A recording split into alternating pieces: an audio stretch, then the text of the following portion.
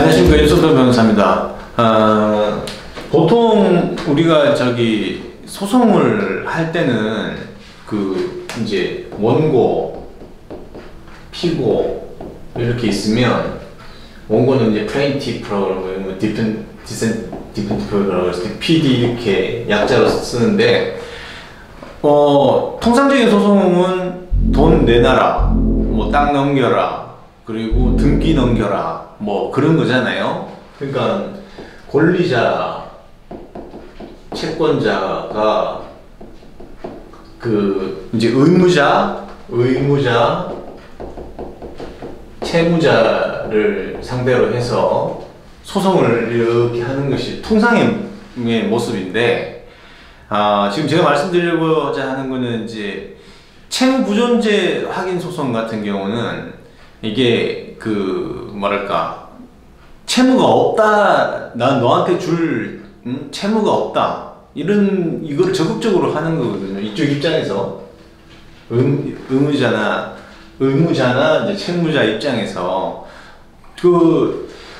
채무가 없다라는 거는 어떤 측면이 있냐면, 권리가 발생한 적이 없다.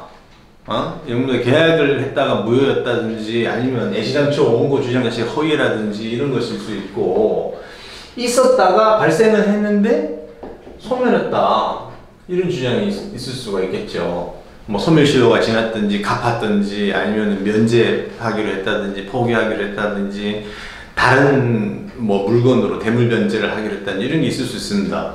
그런데 이 두 가지 경우가 이렇게 있을 수 있는데, 이 원고가 이제 주로 이제 뭐 예를 들어서 추심 기간이라든지, 은행이나 채권자나 왜 길거리에 붙어 있잖아요.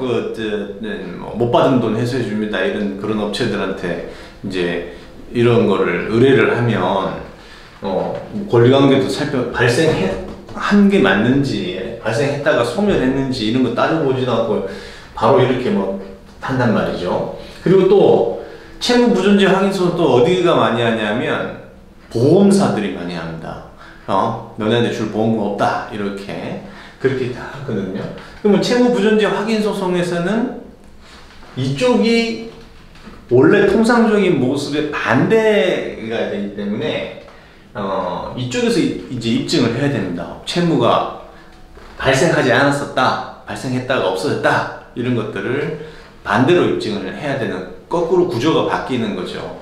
이게 왜 이런 게 문제가 많이 되냐면은, 뭐 이렇게 동거관계를 했거나 사실혼에 사실혼 수준까지도 안 되는데 동거관계, 교제관계에서 이제 주고받은 돈 이런 것 때문에 관계가 깨지고 나면 돈 달라고 하고 막 이러거든요. 이제 그런 것들을 할 때 이제 귀찮고 막 괴롭힘 당하고 그러면 먼저 너한테 줄 채무는 없다, 이렇게 소송을 먼저 제기할 수가 있습니다.